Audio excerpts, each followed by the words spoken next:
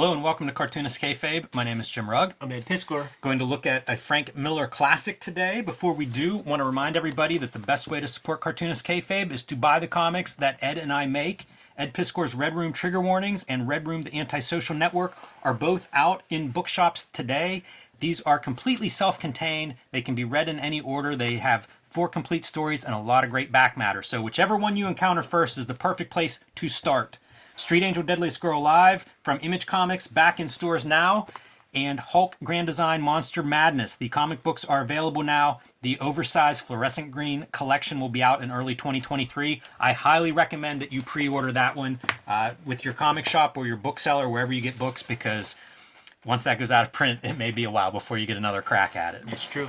But we are here, Ed, to talk about one of Miller's probably highly celebrated books. You know, the guy's got quite the career under his belt, different eras, and I think he has fans from each of those eras. But for my money, I remember buying this. It's one of the few double dips I did back in the day when this was coming out. I just thought, this blew my mind. Yeah. This was one of those where it's Miller and Lynn Varley, and they are maybe the peak of their collaboration. Varley's bringing a lot to the table on this. Yeah. Miller knows to give her a bunch of space. I think at the time there was stuff about him going to Greece to get, kind of reference and inspiration. And I assume looking at color and lighting, because that stuff's very specific. And this was just, I don't know what I expected from it, but I had never seen a comic like this. I was so young when this came out that I actually did collect the issues as they came out. So I was old enough to have a pull list, probably a young teenager, 13, something like that. And this is the one where this is the swan song, I feel like, for the collaboration. There was Hell and Back, where Lynn Varley does colors. And I think that's after this. But it was never to this rigor. It was never to this extent. She was almost doing just kind of like washes, and it was much more simple. He's pushing himself further to the abstract, and you got a lot of cool, sharp lines, like you just straight lines that you could position in different angles to create these awesome compositions, and just give her so much space to do what she does best. And it's the collabo, like it's the problem. Like we'll look at Xerxes, we'll have Tom on when we do a Xerxes one, and you'll see where Alex Sinclair fucking lacks compared to what we're looking Lynn at. Varley's right special, and this felt like it was her showcase. And it feels European, revisiting this week felt very much like European albums. Feel like there's something that's probably on Miller's mind, and it could be the color, could be the reason that I feel that way, because that's something I associate with the European stuff. A lot of the liberatory kind of painted, figuring out how to do modeling and things like that. We are going to look at the single issues because I think it'll fit the camera a little bit easier, but I do want to just kind of mention the unusualness of this format. What you have here are 2-page spreads side by side. Very unusual. I did not know a comic of this sort, this format, before this. And Holy Terror is another version of this. He's done this twice. Yeah, he's done this twice. And what happens is, certainly with Holy Terror, I don't think that was never the thought. And I actually don't think that this was the thought for the final piece either. It may not have been, although clearly he's designing this book as spreads. As spreads, yeah, no doubt. But when you could have a reveal on every page if it's spreads, but when you have 2 adjacent pages, there might be something established here that worked better as a page flip. And that certainly is the case with that Holy Terror comic, because you could also see the bifurcation of the art. So you could tell that this is a patchwork, former Batman comic or whatever. Yeah, so again, for ease of video, I'm not going to use this one, but Ed, if you see anything noteworthy, pull it out. We'll do comparisons and see what's going on with it. And there are some notes about that I think will come up in our conversation. And one of the first ones, man, this is just 100% Lynn Varley painting. There's not even line arts here. And Miller doing lettering, probably his cleanest, neatest lettering. Yeah, straight rapidograph shits, man. It's very, very clean, very clear. And it makes me think of stuff like Sin City. He would do things like, I think it was in That Yellow Bastard, where the guy gets hung on page 1 and we get 2 black pages where it's wait, is he dead? What's happening? And you turn the page and it's no, it's not going to end that way. Playing with format, playing with page turns and really utilizing the entire form, mastering that entire form. I think that that's on display in this a lot. Sure. Because you can see we've got full page spreads as the Spartans are marching. But he's also kind of manipulating how our eye moves with some of his lettering and the placement of that. And it's very weird when you take away the gutters and they're just like spreads next to each other, where it's essentially 4 pages beside each other. It's very odd, the gutter, because you have remnants. Sometimes it's in the way the word balloons are arranged, so it's almost like 4 pages at times. It's odd. Yeah. But definitely an interesting experiment. And this opens with just these beautiful paintings as the Spartans are marching, 480 BC. And the story's relatively simple. He references 300 Spartans, the movie, which is this famous story of like the Persians invading, I guess, Greece, and the Spartans being like the first line of defense and really putting certain combat strategies in place to be able to stand off against a gigantic army with only 300 fighters, at least long enough for the Greek forces to rally behind them. Right. And man, does he glorify. It's funny. There's a great letters page in one of these issues where they send it out to pros, and one of them is Mike Mignola, and he's talking about how, well, there are capes, but they aren't superheroes, and it's like the way Miller describes these Spartans, it's pure superhero language. Yeah, it's real macho stuff. And if you are coming to this comic looking to read a history tale, you gotta fuck the fuck off. Yeah, this is this is pulp. You gotta fuck the fuck off. You are a complete daft idiot, and you should go read a prose book if you want to read about the 300 Spartans who did shit. Because like that's the rap that this book would get, and it's like you gotta get your head checked, man. There's too much mercury in the tuna fish you've been eating for lunch every day. Yeah, it's a good point, because this is one of those like historical stories, epics. It's a myth almost. Sure. Despite having some root in history, like it's just this story that's been told in that kind of grandiose way. Like it's hard to tell how this references real history. It's real butch. Yes. And I was doing some reading just out of curiosity about like the Hunchback dude. Was that a character in history? And there was, and he was not, by all accounts, he was not, gimped out or whatever. They called him a politician, so he fucking made a political move to diss his homies, to diss his people. Yeah, that's interesting to think of him as a politician historically, and then how does Miller, who I think is very critical of politicians, how does he visually represent that guy? There's a lot of that. Like Miller's still putting his stuff in here, getting some artistic stuff across. Man, we'll see when Leonidas is going to visit the oracles. Right.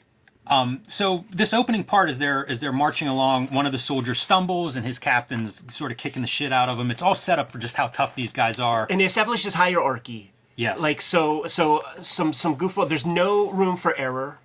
Yeah. Soldier, captain, your hierarchy. Kind of reprimanding him, punishing him, destroying him for stumbling, and would have killed him. The captain does not hear Leonidas give his order. Yeah, the next man up the totem pole. This is the top of the ladder with this group. So he has to punk down the captain. Yeah, exactly. Yeah, he knocks out the captain, and then he has the first guy. You got to carry the captain. Yeah, now. You didn't do right. I'm not doing you a favor. No. So you better fireman carry this dude. He's giving him Vern Gagne drills. Yeah, he is. Yes, that's exactly right. He's building up that cardio on that boy. They nickname him Stumblios. And I mention that because at the end of the story, we're going to refer to him as his real name as the battle really gets to a peak. And it's a big moment for him. But that's the thing. There's a few separate characters established, and they all have their kind of arc, their purpose. There's not... The fat is so trim. This is a very lean story. And there's not Spartan, if you will. There's not one dangler. Like when somebody gets established, you know that you're going to get a full... arc with whoever you're talking about. This is one of the great ideas. I think a lot about Neil Gaiman and Sandman and its success and how it's kind of about writing. Yeah. It's hard not to put that stuff in there, I think, if you're a writer. And this is Miller putting it in with Dilios, who is sort of like the storyteller, the guy who's going to entertain the soldiers at night. And we'll see him used a few times. And sometimes Leonidas is telling him, like, you need to inspire these guys tonight. You need to rally the troops. It depends on kind of like where they're at, and that storyteller is a big manipulative part of the psyche of this army of 300. There's all those things that they're vestiges that we still use today. I mean, just literally banging a drum, keeping dudes in a rhythm. has intimidation components to it. It has cohesion elements to it, and that's an old deal too. And this is the oldest of propaganda that's being spun, basically talking about how we're such fucking badasses, and your leader is the baddest ass motherfucker of them all. That's exactly right. This is our king's origin story, but it is very much like intertwined with kind of the history of Spartans and their lore and its exposition. From just putting together a comic book, it's giving us the background that we need on what is a Spartan. Here's another motif of Miller, man. If you go back just one real quick, dude, we got our survivor eating bugs and rodents. We looked at that Ronin 2 preview piece, talks about eating bugs and rodents, and can we forget the all-star Batman part where he kidnaps young Dick Grayson after his parents get murdered and forces the boy to live in the Batcave eating mice. Wow. Propaganda for the New World Order, right? When we're all going to be eating bugs.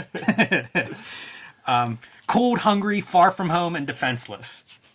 Yeah, so dude, you're really getting... He was prey. You're getting the dude over. Absolutely. You know, he's fighting a monster, and he's going to win. How about that wolf, dude? Like, this is what you get... Like, this is what you get when you do not fucking trace photographs from Google image search when you type in coyote. You know, you could push things and get crazy with it. Yeah, and this is a preview of what our story's going to be. Absolutely. This boy cannot fight that wolf. Yeah. There's no way he's winning in this scenario. He's got to use headspace. So he finds a space that's going to take away a lot of the wolf's powers, and that's your moment. And I love this as a two-page spread. It's great. This is such a classic thing of having like the big projected shadow on the wall. You know, you often see it maybe in an alley shot or something like that in a superhero comic. It's so cool. And it's I did something like this in Street Angel where I have a punch on one side and you turn the page and see the guy getting punched on the other side, where like you're reading across the page. Yeah. And that's what you get here. Very cool. And the boy comes home. He's got some vines on, baby, man. He's got straight up like... Yeah, he's not Iceberg cold. Slim. Not cold anymore with his wolfskin coat on. And that's the king, you know. And again, it's a good way to handle exposition for this story. Good lettering here, man, because all these dudes have their cocks out as they're celebrating, holding their big spears, shouting their king's name. Like, you know, that ain't the greatest look. Look at this for just marks, because we're going to have all kind of these like Miller marks, just big, heavy shadow line. Yeah. Not even, you know, that's not a rock texture. That's not a fold in a robe, but you're able to sort of go with it. You know, it's an indicator. How about this stuff? This is what I'm talking about when you have these spears and you could do all kinds of design things with it. You know, you got the chaos of these guys laying there just trying to find some kind of comfort. Yeah. And the king is not sleeping. He's still, 40 years later, still the badass of the group. Leading by example. Great colors by Varley to kind of push that night sky. You know, we've seen the crimson. We know how red that stuff is. That little bit of illumination from these small fires. Yeah, and it works great, that little bit of orange against your blue and navies of the night. Here comes our Persians. Yeah, the other piece of the exposition, the backstory, like where are they marching to and why? And it is a messenger from Xerxes coming in to basically make a deal. We'll spare you.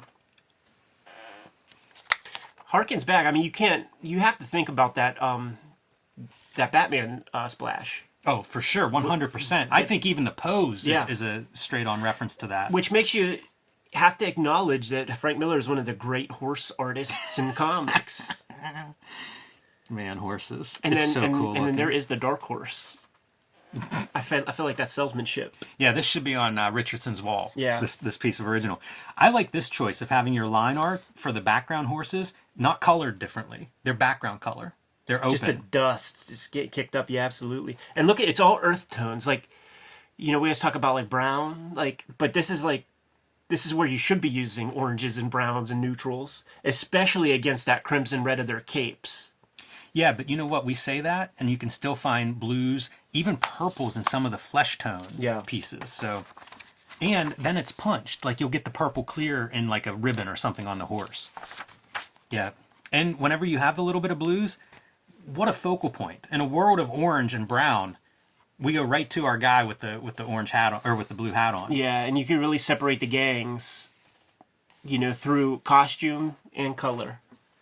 So the meeting between the, Look at the cartooning here. Spartan That King. little guy. Yeah. It's amazing. The Spartan King and the messenger from Xerxes. And the Spartan King's not having any of this. I fucking love this piece right here. It's one of the most memorable because it's just pure fiction, like once again, for the people that are coming here for a history comic, get the fuck out, man. We're having some fun. And if this is like Blue Line Method, I have to assume that there are just a lot of happy accidents that are happening for Lynn Varley to communicate the volume of these bricks, because I think that some of it's by accident, where like you see like the highlights, because you see full brush strokes, yeah, and then when you see highlights, like I don't know how you even see the blue line after you put down a wash, because it's a very thick, opaque looking paints that she's putting down. Yeah, it's a good question. It's possible you're doing some of like the shadow lines first. Right. Like you're going over some of the blue lines Yeah. to get some of those. Who knows? Maybe she painted it more than once too. Like that could have been part of the process of learning how to best. That's what Alex Ross did on that Fantastic Four thing. Like he would show like 3-4 pages of just different color choices and tries. Yeah, I see that with different people. Like Steve Rude's sketchbook, you would see like cover mock-ups where it's be like a bunch of these little tiny, and it just colors. Yeah. So Leonidas says no, kicks the messengers down into this pit along with their envoy, and then that's it. War begins. And that's the end of our issue. So once again, like Miller, this is Miller at the top of his game. Yeah. You mentioned no fat. I think that's a sign of being at the top of the game. But ending an issue like right here where the war begins, we started with the soldiers marching for that battle. Heck of a first issue. Unbelievable. Everything you need there. Background on both sides, at least enough to get it started. And we are off for the next issue, Duty. Duty. That's cool. Show the spread, man. Show the spread. Yeah, all of these covers are this wraparound deluxe. Look how minimal the drawing is on there. A lot of Varley putting in that moon, putting in your metallic surface on the shield. Absolutely. But really, not a lot of drawing, In a weird way, like this is your sequel to Dark Knight. Sure. And I mean that from a visual standpoint. Yeah, no, this is her really showing up, doing her thing. And him, like, look at him pushing the abstract. Just shapes. Just shapes. And then just, you know what he's doing with this, man. If you divorce yourself from the color and really look at it, and there will be very good examples along the way, we've passed up some. He's going full Hokusai here. Like, this is like classic penmanship of like the old days. That like this looks like Japanese calligraphic image making.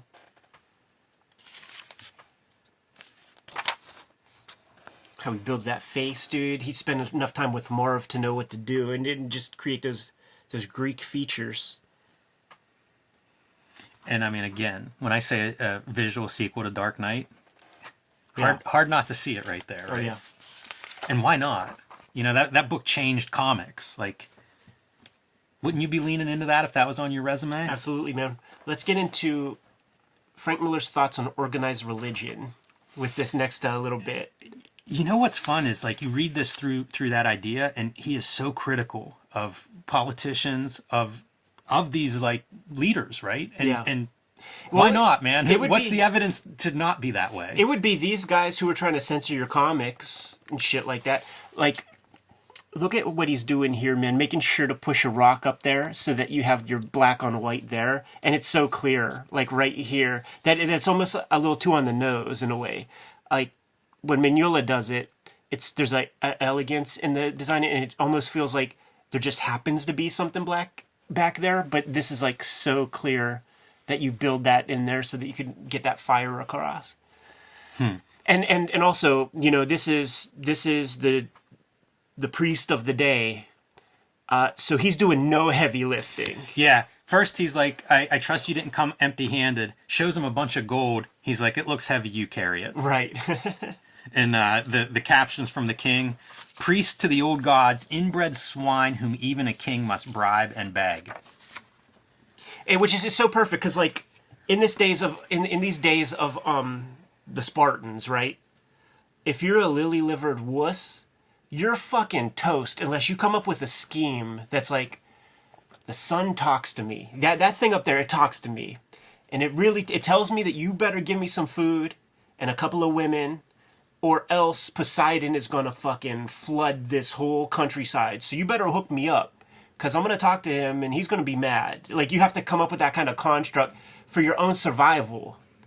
Because, like, the 300 are gonna tear you up and render you like impotent in terms of propagating your genes, you know. So you got to come up with a scam, basically. Leonidas wants their blessing to go to war, and it's almost it's a political move that he has to do for the good of the goodwill of his like the townspeople. Right. If you get the cosign from these guys, then it'll be easier to convince everybody that we're going to war. And that's not unlike modern day politics, where these guys have, you know, religious lobbyists. And this stuff is when Miller's at the top of his game, I feel like he's like a surgeon with a scalpel, especially in terms of words, because his art is loose. I'm not describing his art that way, but the writing is really precise. And it starts out with Leonidas talking first and saying the fate of all Greece hangs in the balance, and they're like, first things first, you mustn't insult the gods. And we see him paying in gold, right? And then it's proceed. So it's a televangelist. Cutting promos. It's cutting promos. Yeah, it's a televangelist, man. Listen, I can't absolve you of your sins for free. How about this for just a drawing? We have like the column round building that they're in, and then we have this like round composition. 3-point perspective. Look at the gnarly fucking feet on all these dudes. They didn't invent toenail clippers yet. Oh man.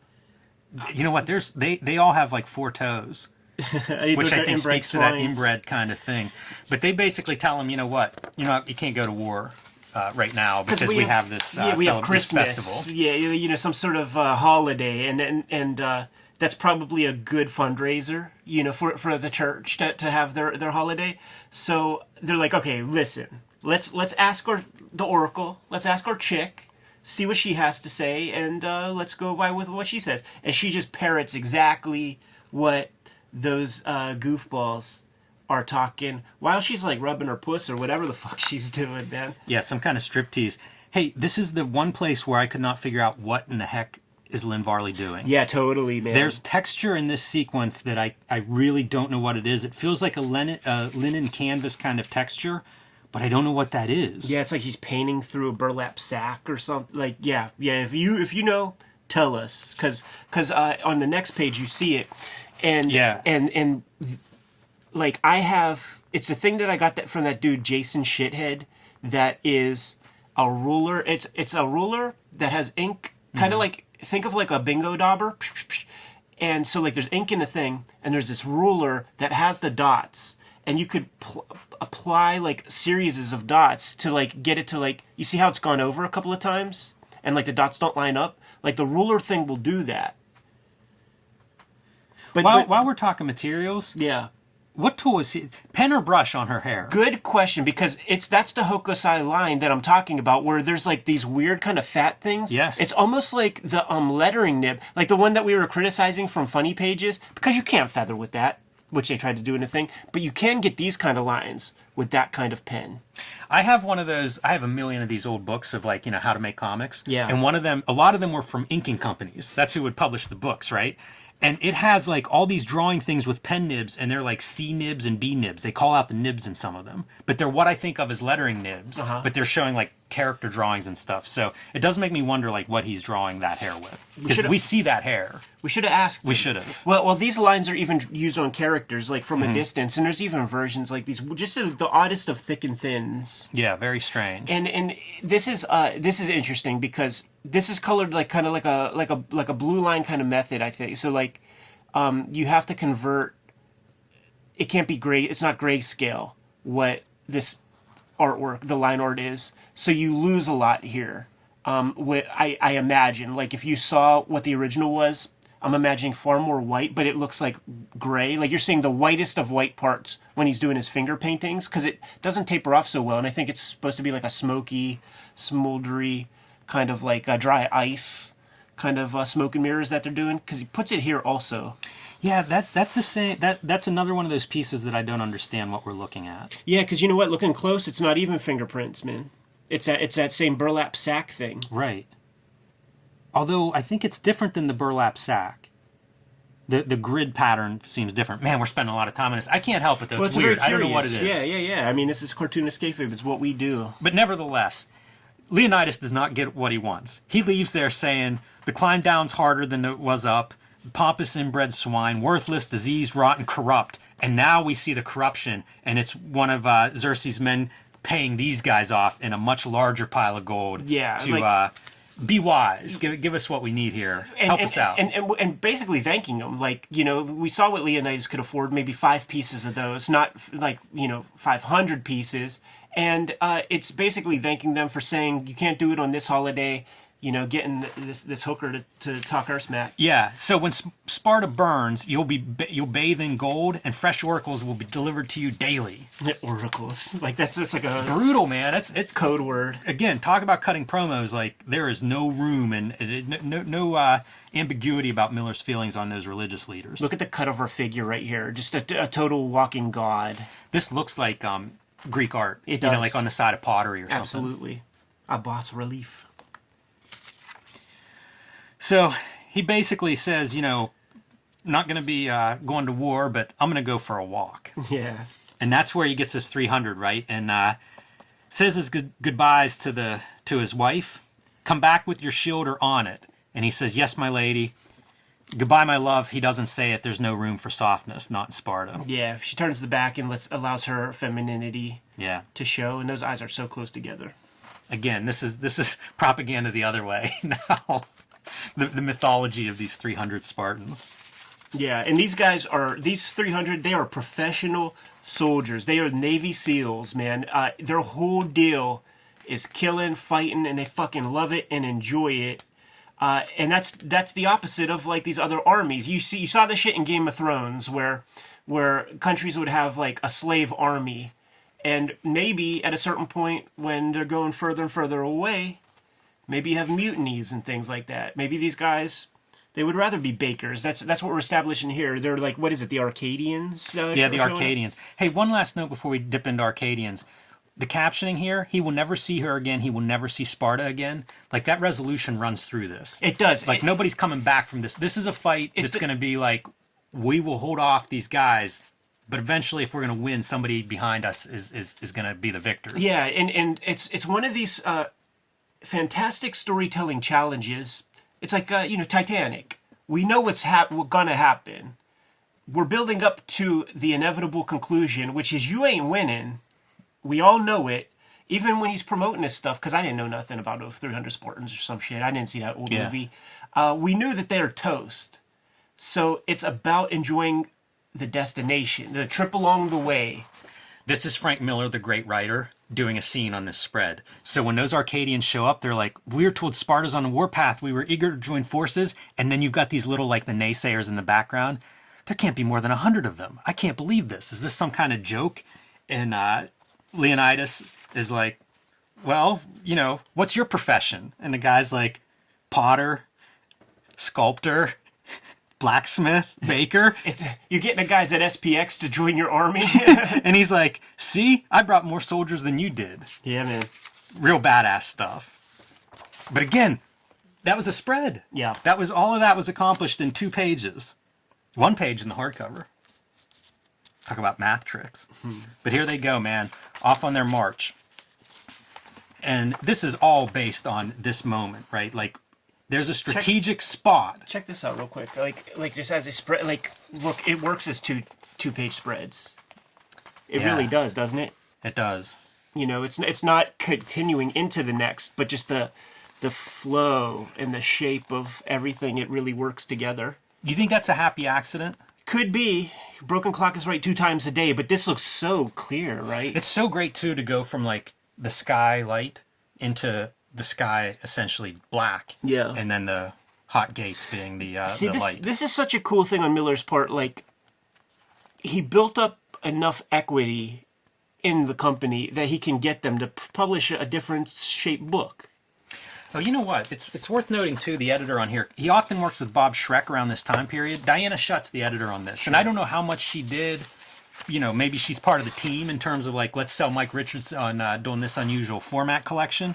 But I think it's noteworthy because I feel like she's one of the interesting editors, and there's a handful of those in comics history. Yeah, I love this spread. Like just seeing those little spears, it really sells you on a scale, you know. And it's such a simple.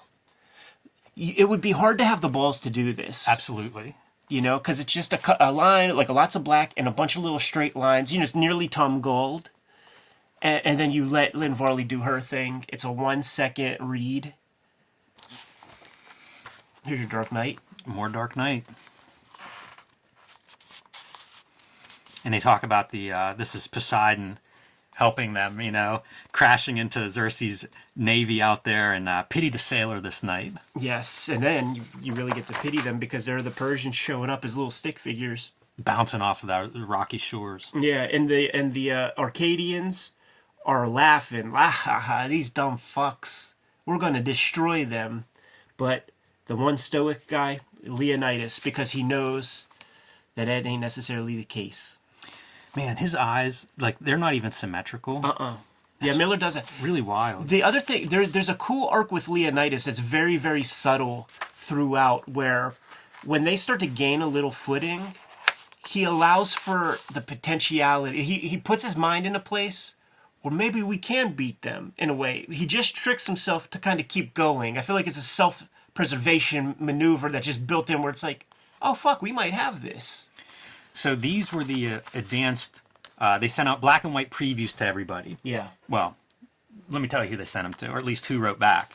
Joe Kubert, Maggie Thompson from Comics Buyer's Guide, Walt Simonson, Jeff Smith, Jill Thompson, Dave Gibbons, Mimi Carroll, who is a retailer. Night Flight has a store in Salt Lake City. Bob Schreck, his other frequent editor, and Mike Mignola. Again, as a reader, I'm buying these off the shelf. I'm a teenager.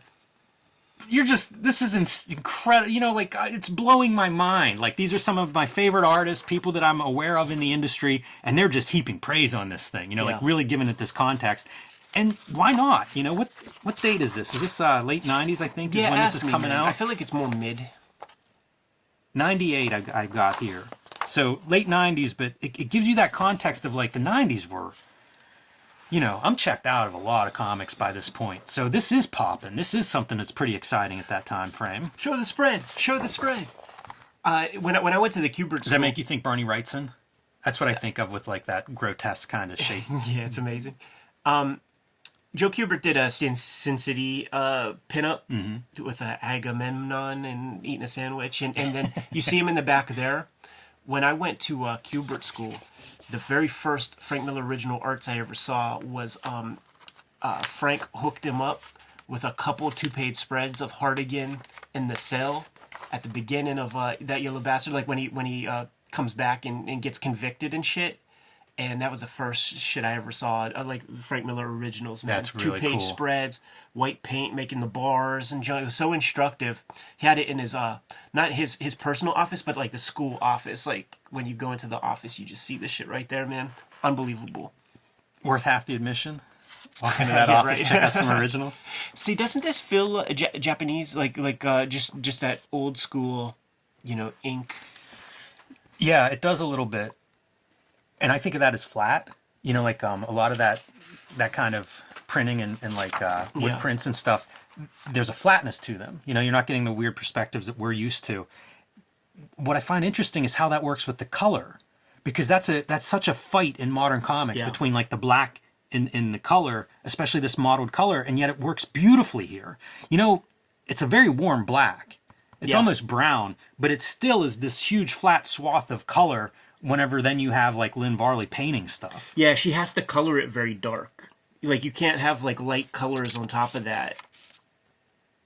All right, so we're gonna introduce this guy who you say is based historically on a politician. Yeah.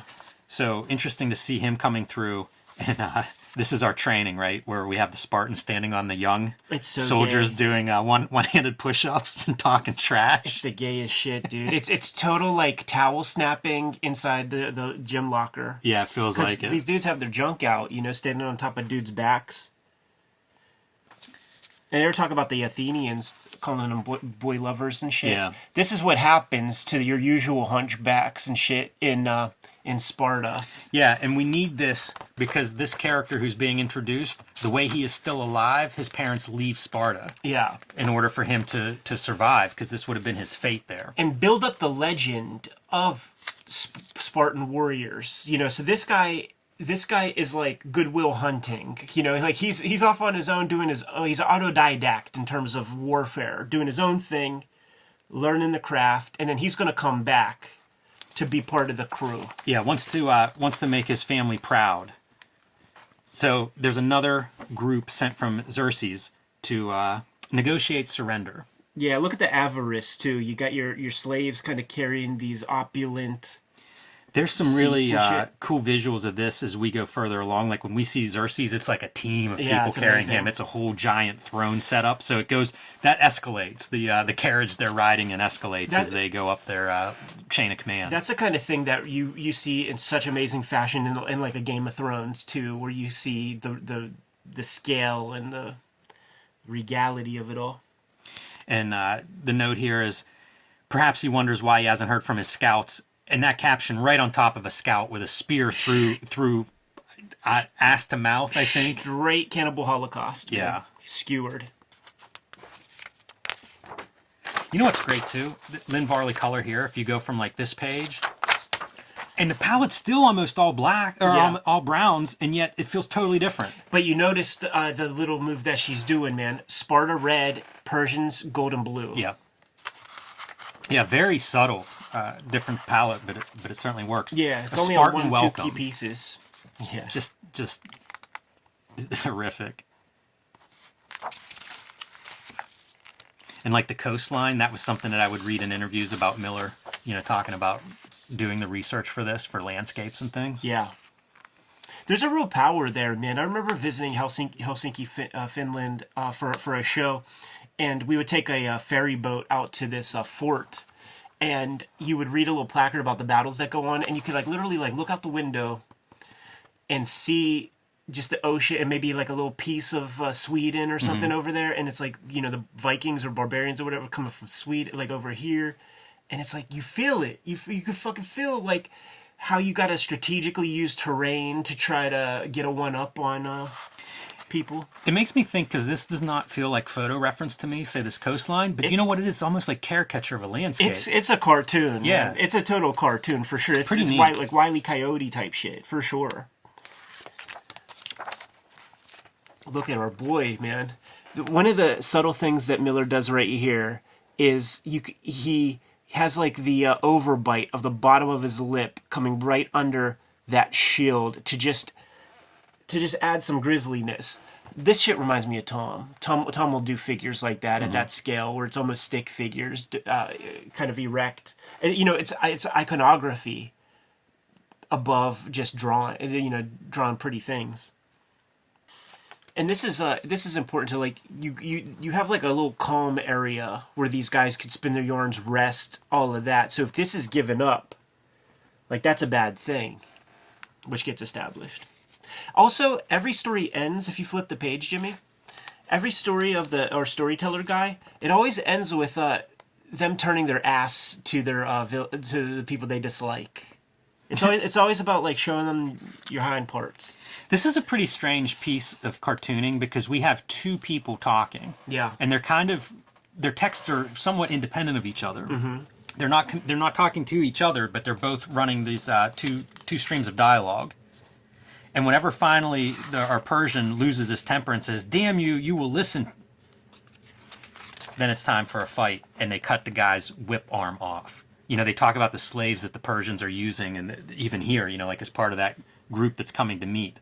And yeah, I mean, I think every piece is something that Miller has considered. You know, the idea that that's a slave driver. Right. And you see the Hokusai lines here. Like, Totally. Look at you see what I mean? Just like weird, thick and thins, doing it very fast. I think Varley even reinforces that with some of her color choices. You know, like for some of the shrub work around there. Totally, just just like it's in daubs. line with those. Yeah, daubs of paint.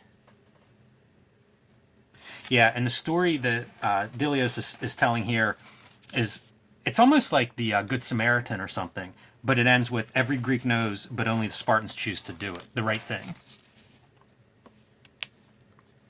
He says our arrows will blot out the sun, and he says then we'll fight in shade. Yeah, I think that's like one of those, in history they're like famous. Yeah. I think that's one of the famous sayings that is a part of the story forever. Yeah, I wonder if that was populated in the movie. Probably.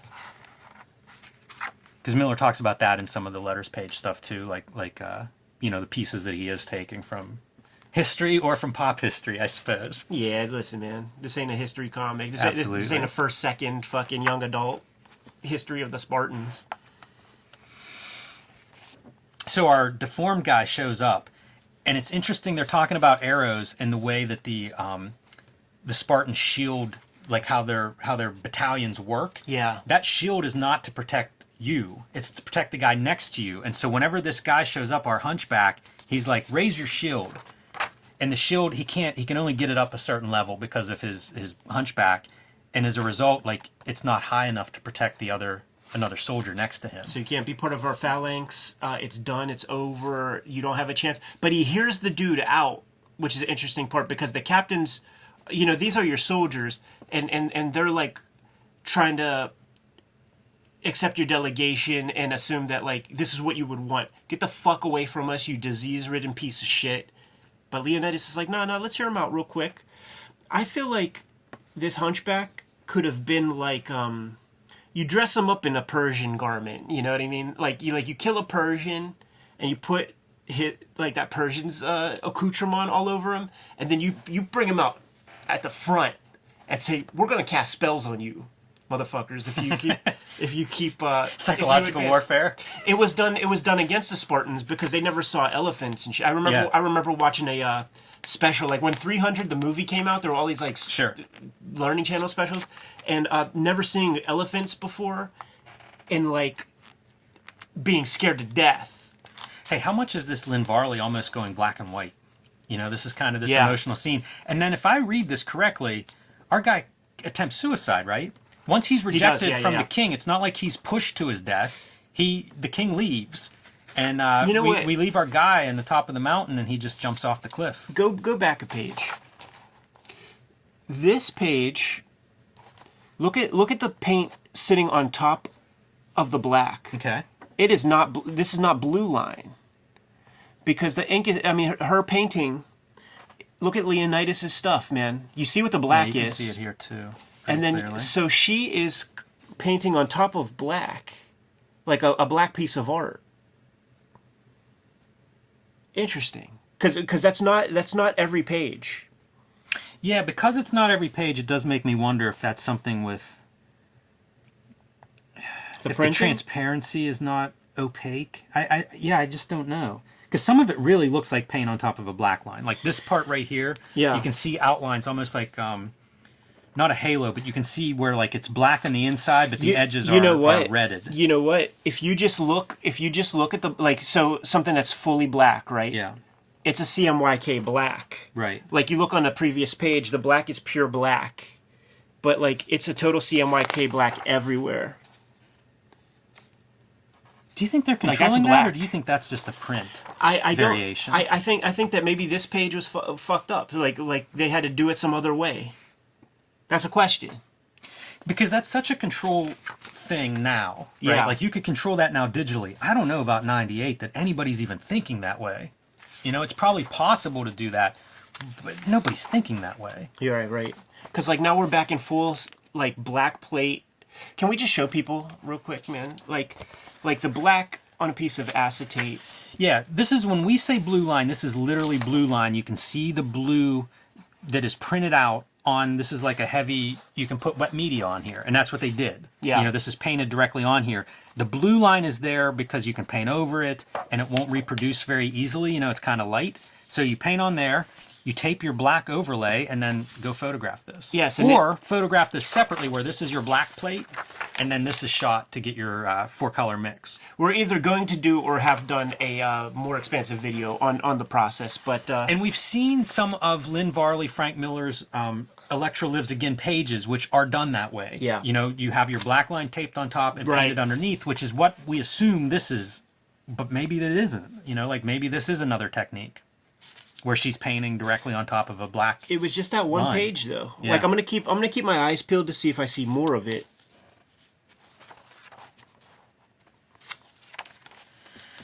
All right. One other piece that we learned from our Hunchback is that there is another path that you could sneak up on the Spartans from behind. You could basically, come at them from both directions if you follow this goat path. So Leonidas says, send the Phocians. I don't know who those people are, like what city that is in Greece. Yeah, no. But send them around to cover the goat path. And then there's an earthquake, but it's not an earthquake. It's a gigantic army coming. Can you believe it? Shit your fucking pants. And that's what a gigantic earthquake-causing army would be. And I've done races where it's like 10,000 people. It is amazing because it does feel like the ground is shaking, Sure. like beating, pounding. It's Definitely. you can feel it and hear it. It's really neat. And I mean, once again, more the Hokusai line, where it's almost like, not combat photography, but like a guy just witnessing this and having to get it all down by hand as quick as possible. Yeah, it's really cool, and I love the use of black and silhouette for the nearest stuff. Really Right. good stuff. Man, and just more of it, man. It's just, you're really trying to sell it. Nearly clear line, nearly his Electra Lives Again kind of style, nearly Jeff Darrow. That's what I mean whenever I say European. And a lot of that is Lynn Varley's color, but he's drawing for her color. Oh, totally. Leave that shit open. Now And this is what you're meeting. and- And how great is it to go from like these 2 pages of chaos, right? Yeah, Just disorder. movement and motion. And whenever you then see what they're about to meet, complete order. They capture that well in the movie when they have like just these simple movements, and then when you see them create the phalanx and just the different things that they need to do to combat different techniques and pieces of artillery or warfare that are coming their way. That's something that you get in motion that you just is very hard to do in comics. All right, man. So there is your cliffhanger for this issue. Next issue is combat. But again, what a way to end an issue. Oh yeah.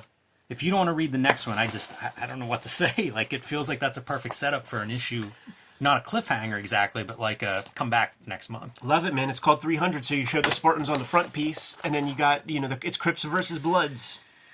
Great cover. Once again, a wraparound cover. And if you pay attention, this is not 50-50 Spartans and Persians. It's about 65% Persians. Yeah, it's all cheated. They're more than to half. Yeah, it's cheated to this side a little bit more, but it still is that pleasing triangle composition.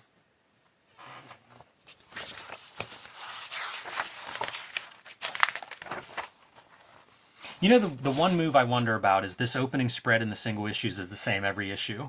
Sure. I'm kind of surprised by that.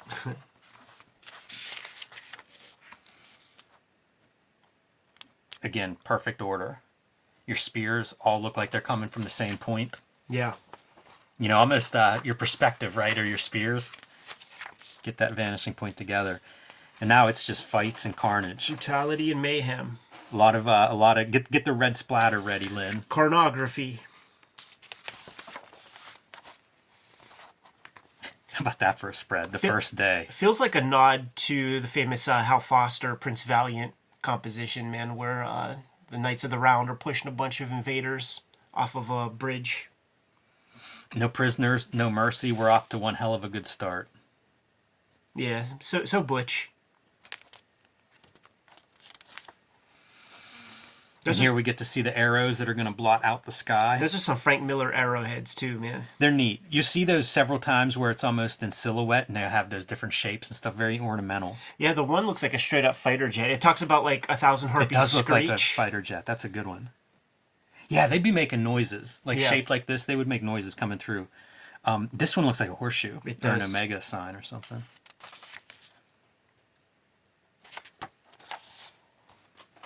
It's so wild. Like, how hard would it be to draw this issue? Yes, Just sir. volumes of people and chaos. But then you see the Miller shorthand for how he's able to do that and still, eat 2 to 3 meals a day. How about this for shorthand? It reminds me of like Sergio Aragonés. Because he'll draw Yeah. those big battle things, and it's Yeah. just, it's an arm coming out from a shield. It's sort of building on, each level as you're coming out, or going back, I suppose. Some similarity, though. There's your phalanx shape. And you see how solid it is.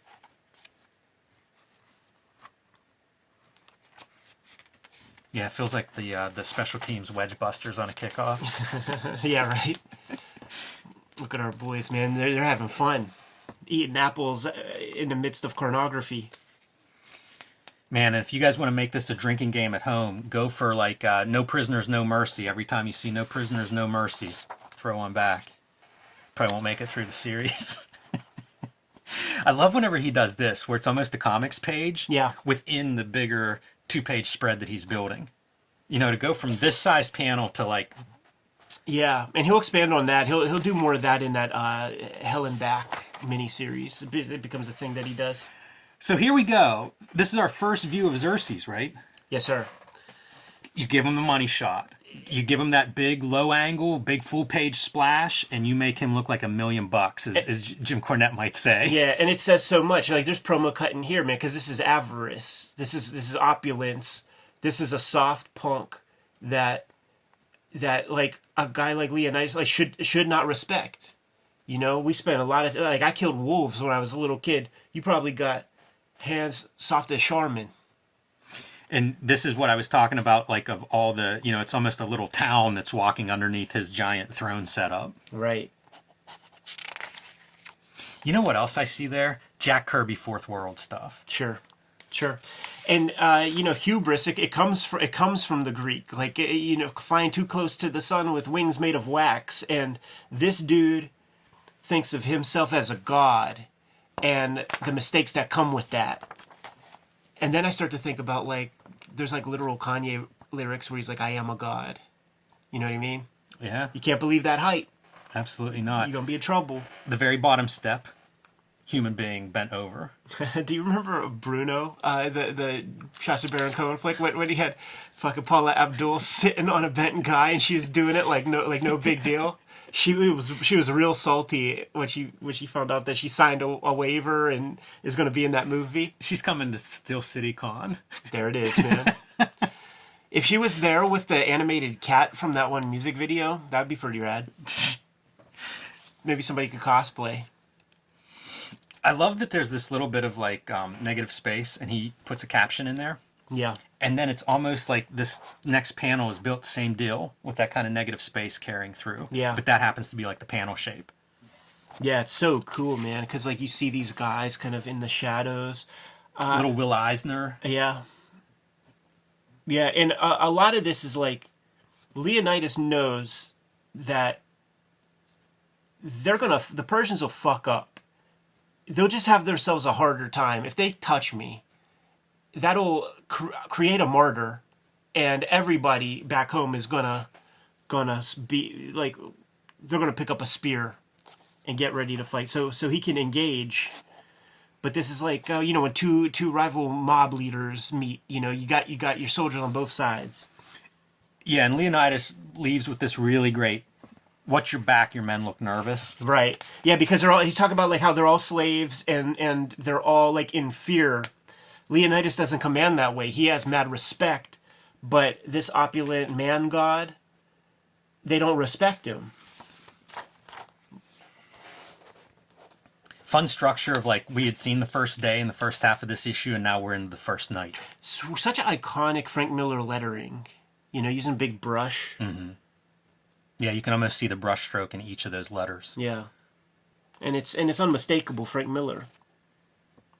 And he's got the his move here is to pile up these Persian bodies. Yeah. You got to do what you got to do to instill doubt in people's minds, man. Very creative, the stuff that they're doing here in terms of who knows if there's any of this stuff makes sense as a strategy for war, but for visual storytelling, very easy to follow. Like they've piled up these bodies, and now what? They're going to push them on the next wave of soldiers that are coming in. It's one of those crazy things, Jimmy. Like there's so much theory and theoretical stuff when it comes to war. And generals, they will.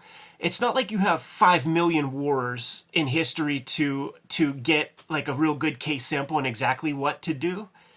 and technology always changes, and it's like, imagine that game that you're playing where you got the fucking globe and terrain and maps of that stuff, and you got to like use history, even recent history, but you get one chance and it may or may not work. You know, like, it's not that refined a science really if you get down to it. What do I know? I just make comics. Speaking of making comics, how great are these immortals as characters in a comic? Like, if you're just thinking Frank Miller making a comic, boy, there are some good ingredients in this story. And once again, right, another piece of psychological warfare to go along with the physical combat. Imagine seeing these guys at a distance, maybe not thinking at first that it is masks. And then you got these, like, gremlins coming at you. That would make your heart beat a little extra. And the body's paying off there. The immortals, we put their name to the test. It's slippery work. And a spear going right through the guy's eye. The placement of the captions, really great, because often there's something right around them that leads you into or out of those captions that's a visual... I mean, I don't even know how to describe what that is visually, but there's a payoff there. It's a moment. It's wrestling cover fodder. Yes, sir. Yeah, the Crimson Mask. The $1.50. Or the Kamala Hogan's head on a spear. Right. Issue. Brings in the Arcadians with the place, something for them to do now. And they have big Call A's us on amateurs, will they? They got big A's on their show. See, even that piece is the suggestion of good leadership in terms of directing, right? Like manipulating these guys into feeling like less than, so now you got to prove yourself. Yeah, these guys aren't main event level, but there's a place for them on the card. Yeah. You just need lots of them to use up a bunch of arrows. Yeah. Brave amateurs, they do their part. And a man who fancies himself a god feels a very human chill crawl up his spine. This is his A-listers. This is his special forces. And to kind of be beaten by Arcadians, boy, that's the ultimate psychological warfare insult, right? Yeah. Once again, more color over top of the black layer. Mm-hmm. I think there's a function to that here where you need that background color and the black line to just merge, to mesh better. Yeah, man, I wonder how this comes about. Would love to talk to Lynn Varley about some of the technical stuff here. Yeah, because you could even see brushstrokes and spatter and stuff like over top of the black. Because I've played with things like this, but it's, again, with like 25 years later in digital, you know, where I scan original art and you don't do the level adjustment. You let the unevenness of the black ink come through on your final art, and it's exactly what this bottom piece looks like. I just know that's not how this was done. Yeah. Yeah, you can see some of the red paint on the top. It's clearly on the surface of everything. It is, yeah. Yeah, it's pretty cool. So this is the part where like they had such a successful little battle, and this is the little bit of an arc change for Leonidas where he's allowing himself to actually think like they have a shot, and that feels human to me. That feels right. It feels like you have good balance in terms of your own psychology, because why should you feel like you're just going to commit suicide? You know, stay measured. Hey, man, we do have a shot. Trick yourself. You know, it's fake it till you make it. Miller never lettered a book better than this. It's great lettering. This is phenomenal. This is exactly what I said, and it's even like a parallel to whenever we see the spear go through the eye. It's the same eye. You know, it's another one of these eyes tied in with our eye as we're reading. There's a wave of books, and we haven't gotten there yet. Big Fat Kill is lettered great. Yellow Bastard is, and this. Like, those are three primo lettering jobs for sure. And he's got that sharp ass, probably, I would say the yellow rapidograph, maybe the brown. Yeah, and I'm with you on this, his moment of hope, you know, for more than glory. It's such a great line. Such mad hope, but there it is. We can win. Good stuff. And at that point, what do? Flip the value. Cut to our guy who tried to commit suicide whenever the Spartans rejected him, but he lived, and now, damn you all to the Spartans. And he's leaves his Spartan helmet behind as he slinks off into the night. Sore loser, little wuss, little punk. And once again, man, Good ending there, and slinks off for victory. Probably the weakest of the covers, this one. Not too exciting. That's true. Spartan, once again.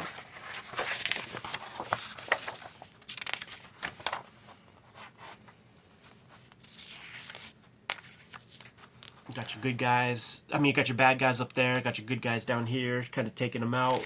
Really feels like morning, where we're starting to see the sky is lighting up, but the silhouettes are still on the ground. That reads like morning to me. Yeah. Also, it feels like this could be one long. He should have run this one like across four. Yeah. That'd be grand scale. It's so interesting to see him like really playing with the 2-page spreads. Mm-hmm. And he just goes a little bit off center, with this gutter. Yeah. To make that 2-page spread a 2-page spread. Yeah, knowing that, you got to copy area, you got to make sure the typography is, within proper bounds. And there's your elephant scene. Monsters from half the world away. Stupid, clumsy beasts, though. You see them falling, slipping on the dead bodies. Mm-hmm.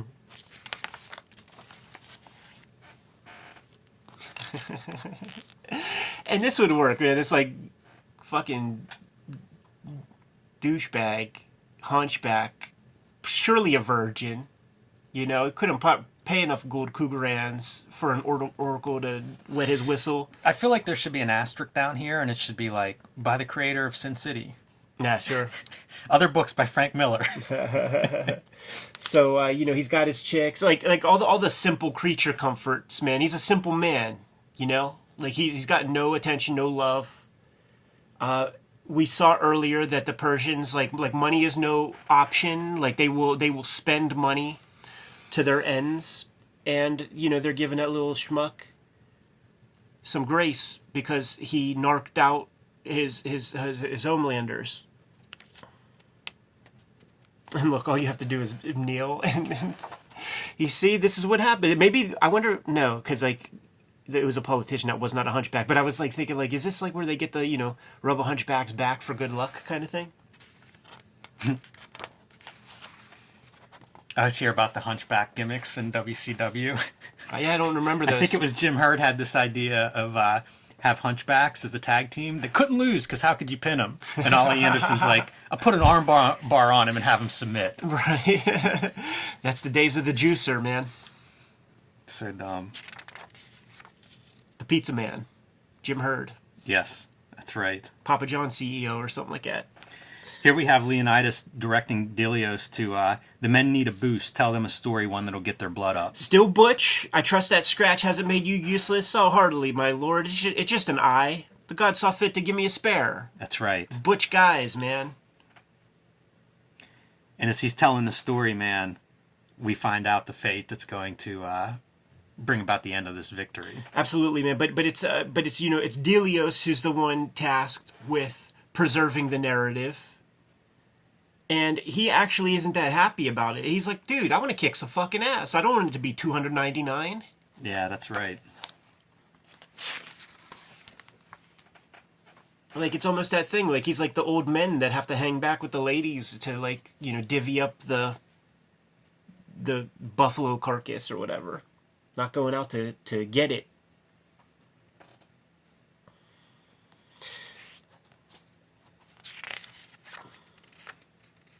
I wonder also, like, how much is Miller and Varley talking about how to approach some of the color? That face lit up by the fire, it's such a good piece. And he is providing lighting for that, for sure. In the black. And there's your moment. Delios, let's take a walk. Because they kind of know at this point, they're not coming out of this. Yeah. Glory is all they have. There's not going to be a victory here today. Yeah. And it's a move. It's paying it forward because rather than Leonidas just being a martyr, it's like all 300 of them become martyrs, and it interlocks the rest of like the Greek community, all the Arcadians and the Athenians, like all of those guys. They're like, fuck, man, the Spartans completely sacrificed themselves, knowing that they weren't going to win. Like, we better put some differences aside and hold these Persians off.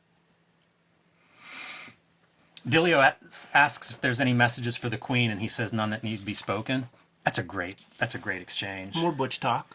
But it's also the arc that we established with the Queen in that very first part where he's like, I'm not coming, I won't be back to Sparta. Yeah. It feels like all of these threads are answered. Yeah. That's what I'm saying. It's like everything he lays down gets its payoff. Yeah, and Tonight We Dine in Hell. Here's our movie trailer line, everybody. Get that in there. Eat hearty. Except you got to roll the R. Look at the opulence of our guy now, man. and the eyeball is visible. Doesn't it feel like you almost figure this part out first? Sure. It's so grotesque.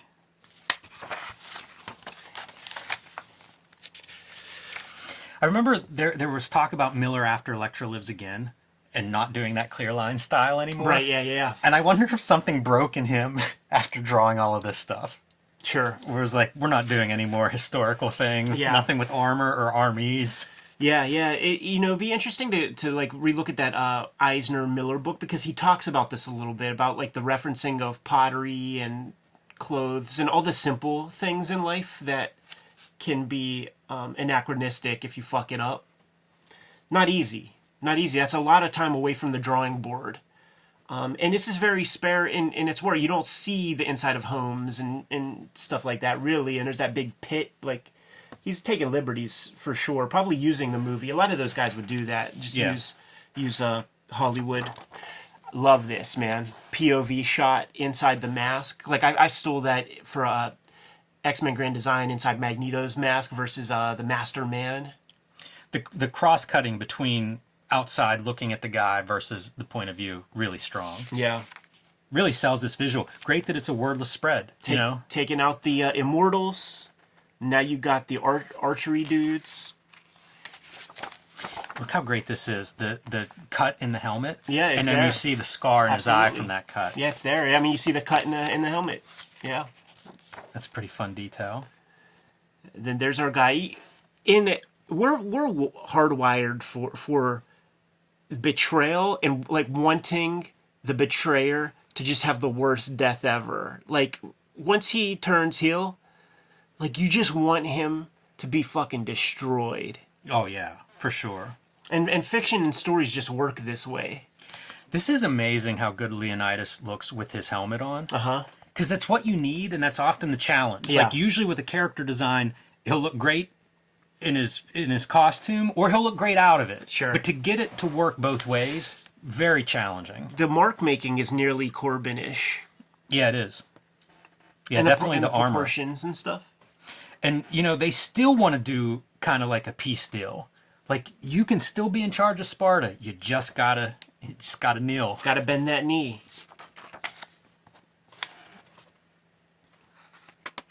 Yeah, not gonna happen. Of course. Flashback to the wolf story that we saw early on. Flashback to the cover art. Yes. Still some of that Corbin, those little dots and dashes. Yeah. I'm telling you, man, in the movie, when you see them do these kinds of things, it really feels substantial. The sound works great.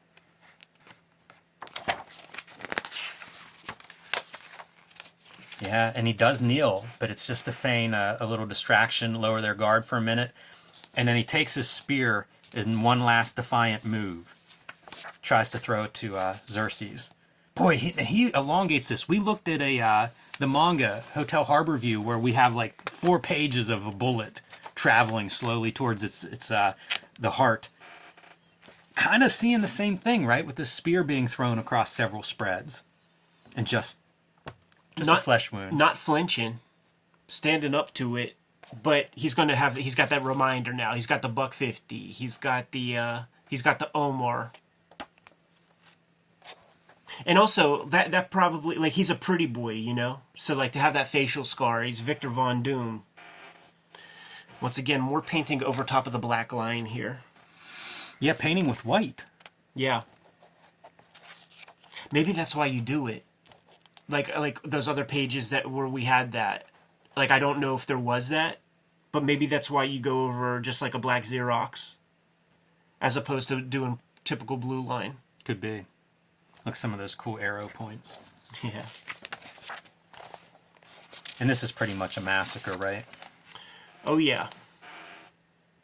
It's a nice composition of Leonidas' head and the helmet. Not his helmet, but kind of as the page flows. Yeah, there goes Stumblios. Catching some vapors, man. We're going full, what is it, Throne of Blood? What was the Kurosawa joint? Yeah. Heck of a And this battlefield, right? Yeah, and this is the martyrdom. I remember in school reading Red Badge of Courage, and there was like Sergeant JC, Lieutenant JC, who, when he gets gunned down, arms go out, and then it's like, JC, Jesus Christ. Like, we got our boy Akimbo splayed out, kind of. I mean, the full-on official martyr. Man, those arrows make for a quite a great design element on this spread. You need color. Like, you see this, like, this would be a tough book in black and white. Yep. For this kind of thing. You really need that color to separate some It would stuff. be so different. It would be. I'm surprised there isn't a black and white edition of this. I would accept that artist edition. Yeah. Yeah, I would love to see that, especially if you goosed it up with maybe a 30-page Lynn Varley piece in the back. That'd be sick as fuck. It'd be great. But this is where Miller really leans into the propaganda of the story. And I think it's the stuff that made the movie so successful. You know, this idea of like, this is your preservation of democracy. This is the legacy of these dead bodies. And you can see Dilios, man, spreading that story. Tell this story. Tell this story and ready yourselves for war. Man, that's the stuff too, you know? Like, it's weird to make work this way. Never seen the cape redder in the entire book, man. When you see red at that level, is that airbrush? I doubt it. It may be some kind of an opaque paint, like an acrylic or something. I don't know. You see no strokes. Yeah, not too much. Wild comic. Oh, yeah. You know, like reading this when it's coming out, there was nothing like this that I knew of. And for it to be a hit, right? Yeah, you know, he had high equity. Like, it would sound like kind of like a boring idea, I think. You know, period pieces. Yeah. Like how well do period pieces do in comics? I can't really think of very many other ones. But high buying temperature, he's not relegating himself to just accurate history. He's allowing it to be pulpy and fun and super heroic. Feels like he's taking a chance. Like he's trying something here that there's no blueprint for this. This is almost coasting on, like, you go, oh, I did a crime comic with Sin City, and now crime comics are a genre again. Yep. Let me do this historical war comic. I think it's the way to go. You know, like I think that's totally he loves comics. He loves the culture of comics. He knows manga, at least on a superficial level. Like, you do that if you have high buying temperature. Like, you were talking, like, why isn't there the great baseball comic in America? Like, it's like somebody just has to make it, but it's a gamble because there's nothing to point to. Yeah. And you gotta take that chance and then have it be successful, and then there will be, you know? Like, where was that whole wing of comics before Raina came through? You know? She did it paid dividends, and there's all kinds of, you know, a whole bookshelf devoted to that stuff. $30 back in the day. Yeah. That was a lot of money for me to spend on a book. I picked this up, especially remainder. A book that I had already bought. I did I did not pick that up when it came out. I loved it. I saw it and I'm like, oh, that's genius. It felt like, you know, it should have been that way the whole time. But in one of the very first show and tell videos, man, we're just like, pick up a bunch of comics and show your haul. I picked that thing up for, I don't know, $5-10 or something, because it was something I lusted for. It felt like the right way to read it. But, you know, leave it up to the Kayfabe audience to decide the optimal way to read the comic. Super fun to go through. Heck of a book. Such a joy. It really feels to me like, you know, we talk about Miller and sometimes critically. Sure. To me, this is a certain peak of his. Yeah. And you know, it's almost like a very fertile period when he starts doing creator-owned stuff, when he comes back from Hollywood and he's doing Sin City and Hard Boiled and all that stuff, I group this in with that period. Yeah. And it's really fertile. And then, I don't know, something changes. But it feels like it's around 9/11 or something, It feels like whenever some sensibilities change there. But this stuff, there's a lot of precision in many of the spreads in here. Absolutely, man. Amazing compositions. You good to go? Yeah. Kayfabers, like, follow, subscribe to the YouTube channel, hit the bell. We'll notify you when new vids are available. Jimmy, tell the people what's out there. Street Angel, Deadly Squirrel Live, back in print. 8 complete stories of the homeless ninja on a skateboard, perfect for the superhero action comics fan in your life. Hulk Grand Design Monster Madness. The comic books are available now, so if you can't wait, pick those up. But the oversized Treasury Edition, fluorescent green, will be in stores in early 2023. Highly recommend that you pre-order that wherever you pre-order books. And join me on patreon.com/JimRugg, where you can download a lot of my out-of-print zines and mini-comics, as well as some e-zines, like a collection of all of my freelance covers I just posted last week. So join me on Patreon. Red Room, the Antisocial Network, Red Room Trigger Warnings, Murder on the Dark Web for Fun and Profit is the name of the game in the Red Room universe. Each of these trade paperbacks contains 4 complete stories, as well as about 70 pages of additional material, and I'm serializing new stuff on my Patreon every Tuesday. $3 get you the archive there, patreon.com/edpiskor.